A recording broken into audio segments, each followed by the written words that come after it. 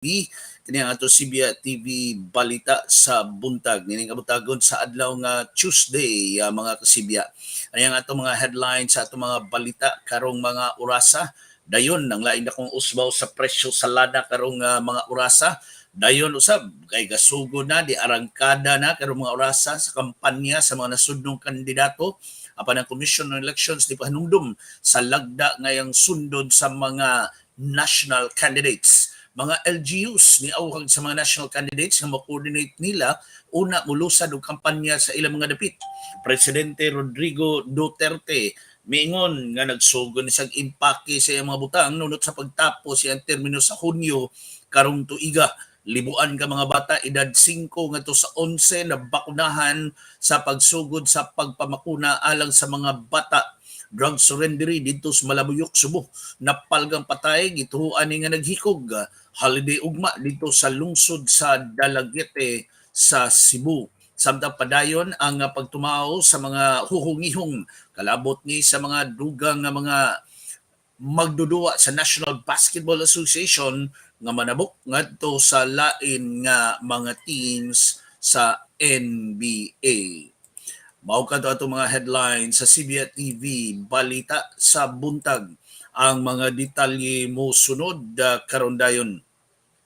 Unahon nato mga kasibya kining dili maayong balita nga nisugat na daw karong nga buntaga kay dayon yun ang pagpatuman sa mga oil company sa ilang nga usbaw ikaunong na ni nga usbaw sa sunod-sunod nga usbaw sa presyo sa petroleum products sa mga kasibya.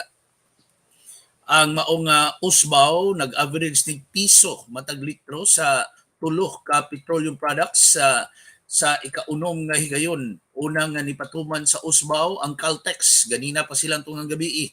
Ang kinadak-ag usbaw maong kerosene piso og 25 centavos matag litro, diesel piso og 20 centavos ug ang gasolina piso og 5 centavos. Susama sad nga kantidad ang gipatuma na alas 6 ang takna karong buntag sa Shell, Sea Oil, Petron, Flying V.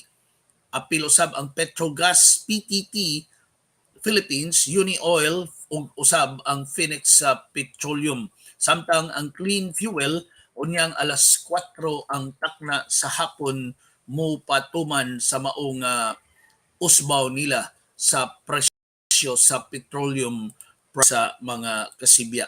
Samtang di ay may balita, gikan sa dili may balita sa usbaw, may ning balita ilab na kadtong kay perti ra badaghanan natong mga Pinoy, kita mga taga Sugbo, do natay mga either sakop sa pamilya, mga mahal sa kinabuhi nga tuwa taon magtrabaho sa Taiwan. Kay karon higayuna matud pa sa Taiwan nga ilang gibuksan alang sa mga overseas Filipino workers ang Taiwan sugod sa Pebrero 15. Sa ato pa buksan nilang balik ang ilang nga ganghaan aron nga makasulog balik makatrabaho ug balik ang mga OFWs didto sa Taiwan sugod sa Pebrero 15. Ang Manila Economic and Cultural Office sa Taiwan mao'y mi pahibaw ni ini mga kasibya o mitataw nga angayan nga mo-comply sa mga requirements ang nagkadaiyang nga mga recruitment agencies hasta ang mga overseas Filipino workers aron nga sila tugtan nga makabalik o baka unang higayon nga makatrabaho didto sa Taiwan.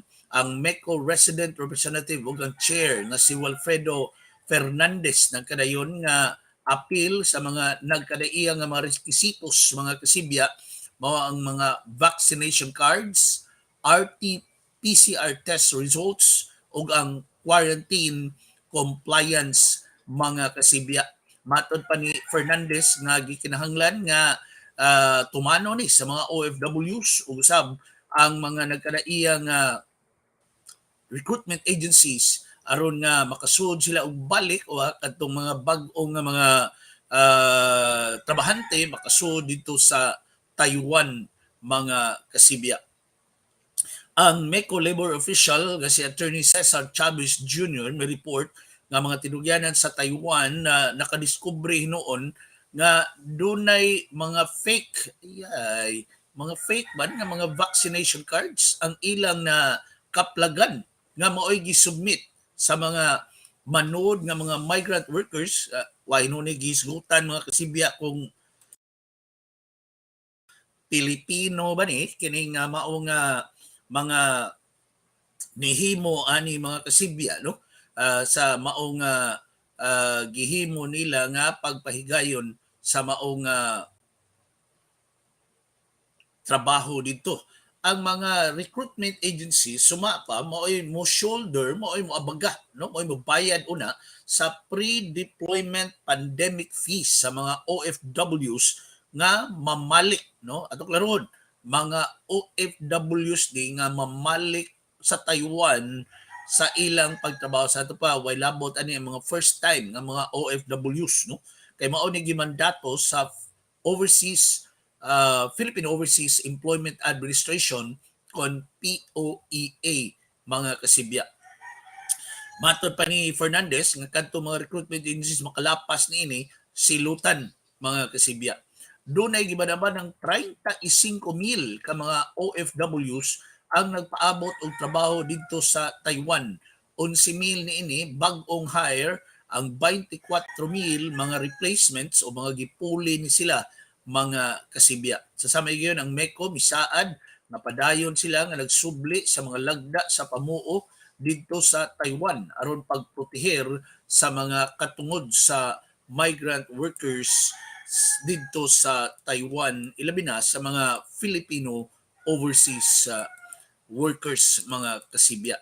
Samtang ang mga negosyante din sa ato ni supak no sa sugyot nga ang mga adunahan, ang mga inunta kining mga rich people diri sa ato mga kasibya no maoy pahamtangan sa mas dagko bugat nga mga buhis mga kasibya. Ang nisugyot nini sa nasayra nato atol ni sa KBP forum no mga presidential forums ni ato miagi si Mana mao si Calio de Guzman nga usa ka labor leader. Si Di Guzman mga kasibya miingon nga ang ngayan nga ang hamtangan ug mas dako nga buhis mao ang mga adunahang tao dinis Pilipinas apan ang mga negosyante miingon nga dili ni mao'y solusyon kundi mao ang pagpalambo sa tax collection ug usab pag-attack og dugang investments aron nga maumol ang dugang nga trabaho usab ang economic recovery sa Pilipinas mas mupaspas pa mga kasibya. Si Di Guzman misubli sa iya nga pagduso alang sa 20% wealth tax nga ipatuman sa unang 500 kalabing adunahan nga pamilya dinhi sa nasod aron nga gamiton ang fundo alang sa social services mga kasibya. Si Alfredo Pascual nga mo'y presidente ni sa Management Association of Philippines miingon nga inay mo resulta ni sa positibo nga kalambuan posible pahinuon nga mo resulta ni sa pag-us-us sa ekonomiya o capital flight mga mangkagyo ang mga negosyante mga kasibya mo us-us ang atong investments unya maputol pa ang mga fundo alang sa economic growth ug usab job creation mga kasibya. Matod pa ni Pascual nga negatibo ang implikasyon aning gisugyot ni Di Guzman nga wealth tax mga kasibya.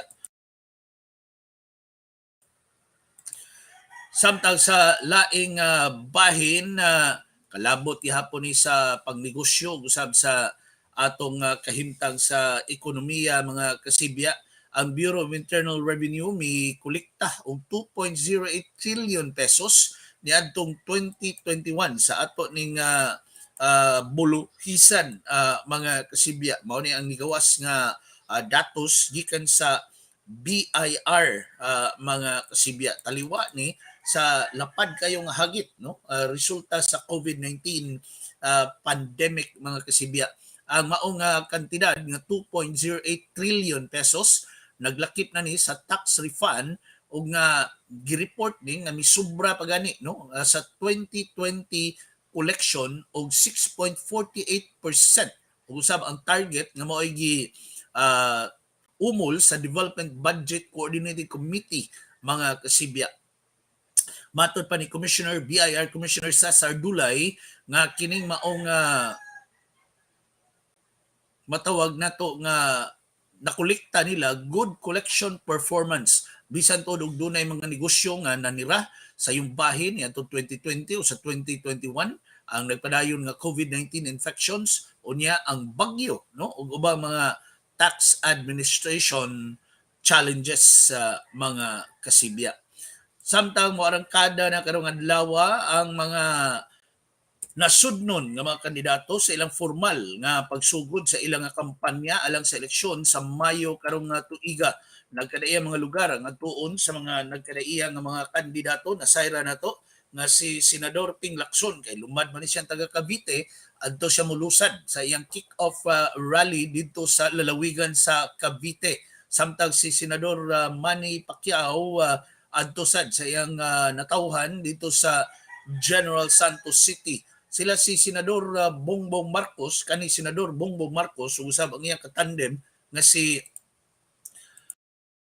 Mayor Sara Duterte adto sa lalawigan sa Bulacan mopahigayon sa ilang kick-off rally adto yun mismo sa Philippine Arena apan gitataw ng daan sa tigpamaba ni Marcos nga si Attorney Vic Rodriguez nga wa ni magpasabot kay ang Philippine Arena gud iya man ni sa Iglesia ni Cristo matod pa Rodriguez wa ni magpasabot nga si Bongbong giendorso na sa Iglesia ni Cristo mga kasibya. Samtang si Vice President Leni Robredo kuyog ang iyang running mate nga si Senador Kiko Pangilinan adto sila sa Bicol Region ilabi na sa Naga City karong adlaw ang grupo nila ni Robredo ug ni Pangilinan na mo adto sa nagkadiyang mga lugar sa lalawigan sa Camarines Sur nga may unang lalawigan nga ilang adtuon karong adlaw. Mulibot sa sila sa uban pa mga lalawigan ug mga adlaw sa Bicol Region mga kasibya. Si Pangilinan sa iyang bahin na mingon nga kun siya mapili pagka Vice President sa Pilipinas, iyang dadon ang iyang kasinatian is si Food Security Secretary aron mapaus-us pa ang presyo sa pagkaon mga kasibya. Matod pa ni Pangilinan sa dihang siya mo ay food security chief ang presyo sa bugas nag-range lang ni gikan sa 27 ngadto lang sa 32 pesos karon diri Sugbo mga kasibya sa atong nasayran mo abot man tag pila duol 50 wa mo kwan ha wa mo us-us kay mauta niyang gilantawan nga mo us-us ang presyo mga kasibya no ang presyo sa bugas pero karon palit kag bugas na ay 41, 42, 43, 46 na kay mapalit lower than 40 pesos pero murag dili kayo na maayong klase mga kasibya ang sagad di as mga 40, 45 no ana nga range sa presyo mga kasibya mao sa diri itlog ang itlog sa doon murag ni upsize na sad ang mga retailers sa itlog nga kasibya kay makamatikod mo ang medium ron murag ang small man na niadto kunya wa sa ni us-us ang presyo sa itlog abi man natong ni us-us ang presyo sa itlog wa di ay ni kuan ni maintain mga kasibya. Sumatod pa ni Pangilinan nga ang iya nga tutukan mao ang food security ang matawag nga kagutom ug nga suportaan ang mga mag-uuma o mga mangingisda tungod kay sila mo'y nagpakaon sa katawhan sa Pilipinas. Si Pangilinan mitataw sa panginahanglan nga paluyuhan ang mga mag-uma o mangingisda pinaagi sa pag-umol o mga mekanismo nga makabenepisyo aning maong sektor. Matod pa niya nga ang iyang dublihon ang budget sa Department of Agriculture ug umulon ang Department of Fisheries aron nga maoy mo punting na sa mga problema sa mga mangingisda mga kasibya. Gani matod pang Pangilinan nga iyan ang gisugyot ngadto kang Vice President Leni Robredo kun ugaling si Robredo sad maoy mapili pagka presidente ug nga siya positibo ang inunta reaksyon ni Robredo sa mao nga sugyot ni Pangilinan. Samtang sa laing bahin si Senador Risa Ontiveros mi komiter sad no nga ang paghatag og trabaho o dili lang kay trabaho, good jobs mga kasibya mo iyang natutukan kung siya mapili pag-usab diha sa Senado. Matod pa ni Ontiveros, dili lang kay trabaho kundi maayo nga trabaho mga kasibya. Matod pa niya nga karong panahon na gawas sa atong kaayuhan alang sa atong panglawas sa angayan nga maayusan ang kahimtang sa atong pagpanginabuhi mga kasibya. Angayan nga hatagan og dignidad ang usa ka tawo sa iyang matang sa trabaho mga kasibya. Matod pa niya nga ang mga trabahante mao ni maisip nga ni alsa no sa atong ekonomiya karong higayuna mga kasibya. Matod pa niya nga ang mga frontliners, mga healthcare workers, mga non-medical personnel diha sa mga ospital ang ngayon nga hatagan ni og maayong sweldo, maayong kahimtang sa ilang pagtrabaho mga kasibya. Samtang sa laing balita mga kasibya, itong oras alas 7:13 na mga itong pasaylo ha kay murag na to di nato ikauban si Roy Racasa karong higayuna mga kasibya. Si Presidente Rodrigo Duterte nangangkot nga siya nisugod na matod pa og impake diha sa Malacañang pipila ka buwan sa dili pa mahuman ang iyang termino sa Hunyo karong tuiga. Matod pa ni Duterte nga andam yun siya nga mobiya sa iyang pwesto o nga mo turn over sa iyang responsibilidad kinsa man ang puli niya. Doon na rin mga reports nga si Duterte way paluyuhan nga kandidato sa pagka-presidente mga kasibya. Matod pa niya nga andam siya nga mobiya sa Malacañang ug hangpon ang bag-ong presidente mga kasibya. Matod pa ni Duterte nga posible nga mahuman ang iyang pagpanghakot sa mga butang diha sa Malacañang either by March or April mga kasibya. Matod pa ni Duterte nga sa higayon nga maka-move out na siya sa Malacañang o mahipos na niya ang iyang mga butang, matag-adlaw siya nga moadto sa Malacañang aron nga mutuman sa iyang gibuhaton hangtod matapos ang iyang termino mga kasibya. Samtang taliwa sa pagsugod na karong adlaw sa pagpangampanya sa mga nasudnon nga mga kandidato, ang Commission on Elections mga kasibya may pahinumdom sa mga kandidato nga dili makalimot sa nagkadaiya nga mga lagda taliwa sa pagpahigayon sa kampanya sugod karong adlaw no. Although ni shift na ngadto sa social media yun ang pagpahigayon sa kampanya mga kasibya, pero ang COMELEC ingon nga angayan nga kung panalitan di magyug kalikayan ni mga kasibya no, labi na ka ng mga motorkada pananglitan ang kining pag-adto sa usa kandidato sa usa ka lugar doon na naisundon nga mga lagda sumapa sa Commission on Elections sa mga kasibya. Gani gidili kanang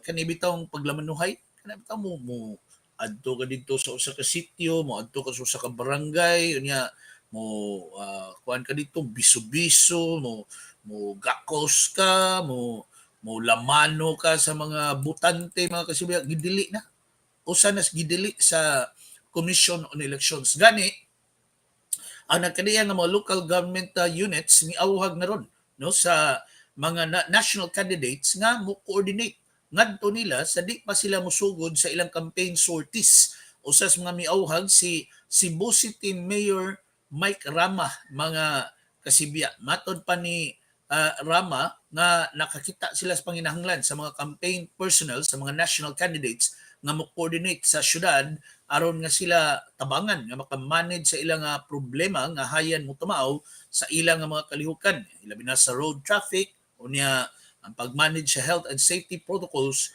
pagpakga nga makatap ang COVID-19. Matod pa ni Rama nga iyang gitahasan ang Emergency Operations Center muhatag og guidelines ngadto sa mga campaign personnel, mga kasibya. Hinuon wa mo hisgot si Rama kung gikinahanglan ba nga mo secure og permit sa syudad ang mga campaign managers o campaign personnel sa mga kandidato. Ang iyang termino is coordinate mga kasibya sa bisan unsa nga campaign related activities kung naa sila sa dakbayan sa Sugbo, mga kasibya. Samtang diri gahapon sa kaadlaw sa sa di pa magsugod ang kampanya si presidential aspirant Manny Pacquiao diri sa dakbayan sa Mandawi gahapon, mga kasibya, ug niingon nga dili pa siya o why kamatuoran ang mga reports nga siya withdraw na sa presidential race sa Mayo karong tuiga. Matod pa ni Pacquiao nga di na tinuod ug gani iyang giawhag ay makaatbang nga moy mo atras mga kasibya. Matod pa niya nga kining iya nga pagsuod sa pagdagan niya pagka presidente dili ni iya nga laban kundi dili sad sa iyang pamilya kundi sa pinatibok ang katawhan sa Pilipinas, sa mga kasibya. Si Pacquiao nangangkon nga ubang mga presidential aspirants na nagan sa pagka-presidente tungod sa kaayuhan sa ilang kaugalingon. Gahapon adlaw si Pacquiao midonar sa four-story community center nga tukuro ni alang sa mga miyembro sa Malibu Matimco Village Homeowners Association. Dito usab sila si Mandawi City Mayor Jonas Cortez o si Vice Mayor Glenn Mercede sa dakbayan sa Mandawi, mga kasibya. Samtang nunod sa pagsugod sad gahapong adlaw kaduhang adlaw ron sa pagpahigayon sa pagpamakuna sa mga bata 5 to 11 years old, mga kasibya, pero tuwa pa ni dito sa Metro Manila libuan ang ni tunga dito sa nagkadiiyang nga mga vaccination centers kagahapon gani gibanabana mo abot sa 7,416 ang mga 5 to 11 years old nga bata nga nabakunahan kagahapong adlaw, mga kasibya. Tuma sa Department of Health o sa National Vaccination Operation Center nga ilang gihulagway nga malampuson ang unang adlaw sa pagpahigayon sa pagpamakuna sa mga bata 5 to 11 years old, mga kasibya. Ang target tinuon unta nila is 10,000 per day ka mga bata, no? Kay mo yung mga bata population sa atong kabataan karon, mga kasibya, moabot og mga 13 to 14 million, no, kaning age bracket to 5 to 11, mga kasibya. Subling giikag ni Vaccine Czar Secretary Carlito Galvez sa mga kasibya ang mga ahensya sa gobyerno, no, nga muikag sa mga ginikanan o sa mga local government units nga hingusgan pa ang ilang pre-registration sa mga bata batok aron magpabakuna batok sa COVID-19, mga kasibya.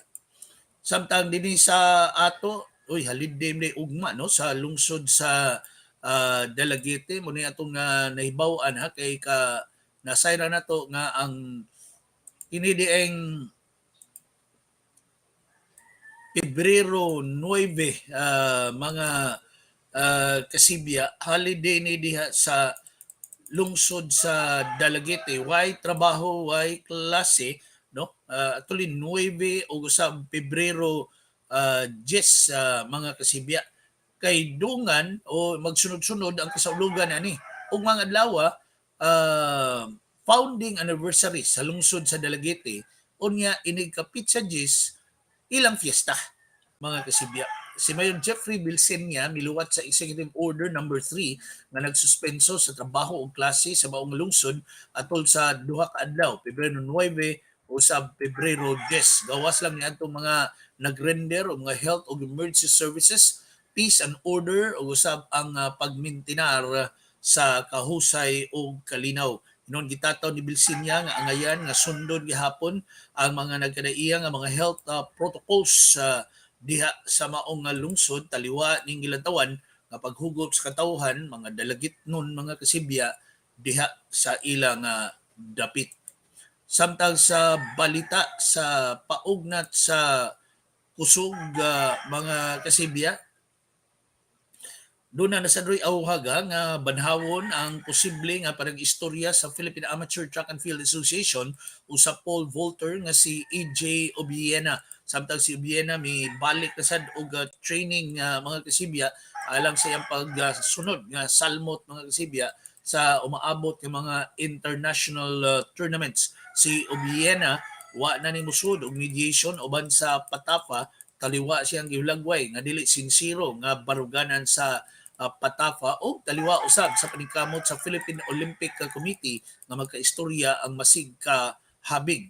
Gitubag ni Obiana ang giingon nga mga malisyoso nga mga pasangil batok kaniya nga giluwatan sa Patafa. Gani doon na mga reports karon nga ang inahan mismo ni Obiana mga kasibya paoy hinuon ang nipahuwam ngadto sa Patafa aron nga doon na sila fundo nga ihatag isip allowance ngadto kang Obiena. Naunsa naman. Ha? Pati ko na no, pati kada ko baligwa na.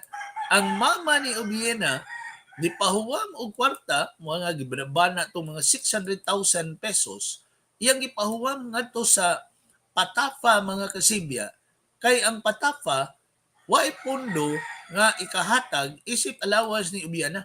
Ang maong pondo, ang maong kwarta nga iya sa inahan ni Obiena way gihatag sa Patafa nga allowance ngadto kang Obiena. Astang dako ang minua nga nagtinuod mangani ng mao nga pasangil mga kasibya no kay ka kada kung uwaw anang ano nga ikaw nga asosasyon ka di ka ni Philip Ilawico kaning presidente sa Patafa mga kasibya hinumdum mga ningana na-involve na ni siya mga kontrobersiya ni adto pa panahon pagkanhi presidente Cory Aquino na sekretary ni siya sa DAR, na sekretary ni siya agriculture, na chairman sa Philippine Sports Commission, no? Lain-lain ng mga pwesto diya so hangtod nga naabot siya ani rong Patafa nga karon nagkagubot, nagkaguliyang usab mga kasibya tungod sa pagduma ni Philip Ilawico. Muna as Wico ron himo ni siya ron gideklara ni siya persona non grata sa Philippine Olympic Committee mga kasibya. Samtang kung diri sa ato kampanya na mo isgyutan dito sa Amerika, NBA lang sa gihapon, dunay 1 2 3 5 kadua kanang adlaw sa NBA. Magsugod ang unang duha kadua Toronto Raptors batok Charlotte Hornets sa Miami Heat batok Washington Wizards. Unya alas 9 laing duha magdungan Phoenix Suns batok ni sa Chicago Bulls. Golden State Warriors nga usa sa mga nag-una sa NBA karon batok Oklahoma City Thunder. Final game karong adlaw sa 5 games today ang New York Knicks batok sa Utah Jazz mga kasibya. Ug mao tay naglangkod sa atong Sibya TV balita sa buntag nining kabuntagon sa adlaw nga Tuesday, February 8, 2022 mga kasibya. Good morning diha ni Ma'am Silvianita Alfeche Lee, si Desena Isidito. Good morning June, good morning Roy. Wa si Roy karong buntaga ha. Mga kasibya di nato siya ikauba no. Mga kasibya watching from Bulacau, Cebu City, loud and clear. Si Sato TV, maayong buntag nimo. Si Vicente Lipitin, listening from Consolacion, Cebu. Uy, si Vicente Lipitin. So, istiting eh. Cristita Saraom, good morning nimo diha sa Banawa. Si Fe Nagak, si Eddie Buot, maimbuntag nimo diha watching from Tisa, Cebu City. Si Federico Payot, si Wilson Boris Herrera watching from Sunata by the Sea sa Carmen, Cebu. Happy Tuesday mga kasibya. Daghan day kay gamit si Presidente Duterte dyan sa kay magsugod naman siya pamutos. Uy, daghan, uy. Marami mong balhin nga nagresidente sud sa unong katuig. Di, ala, panadaan na hastang katapusan siguro nimong butang dito sa mong balay hila panada diha unsay madani mo. Unya samtang presidente ka na unsay mga butang mo abuti mo. Uy, good morning, Ayan Del Rosario, ang anak ning Mami Sol Del Rosario diha ron sa Diha ko Salem, maimbuntag ni mo diha. Ayon, magandang umaga, ayon. Si Oni Albarracen, nangutanas Ma'am Agnes sa Maldan, nagsulo man ka dyan. Wa ba ka tumakuan? Wa ka mata. Ha? GM ng gasta ni Ingon, 50 ang matag kilo dyan sa ganador. Okay man na, abot og 50. Unya, may tag-ubos bitaw eh. Ang bugas mo, akong human sa, kuan bitaw, human sa, katong ni, kuan na ang pandemic ba, niluag-luag na ta, katong sugod last year, napaabot yung kung ano na pag-usos. Sir, palit ka bugas diyan, merkado bitaw, or adto ka sa mga groceryhan, maom lang yapong presyo eh. Maura yun yapon. Ang itlog, maura sa yapon. Ang kanang medium, ang usa ka tray ana mga 185. I don't know diha sa inyong mga lugar no, pero mao lagi na nag-upsize ka nang gitawag nilang upsize mga kasibya mo nay nahitabo gihapon sa atong mga retailers sa mga kasibya nga ang kadtong small ibaligya nila og medium no, pila may presyo small ron size 50 ibutan ta lang no, size 50 ibaligya na nilang medium ang presyo. Pero small na siya. Pero ibutang nito, medium na siya. Muna gitawag sa mga negosyante upsizing. No? Muna nahitabo actually what? Sa pagsugod sa pandemic, atong grabe kayo, kabantay mo atong grabe kayo ang delivery sa itlog. Muna nahitabo. Mga kasibya. Nga tungod sa demand,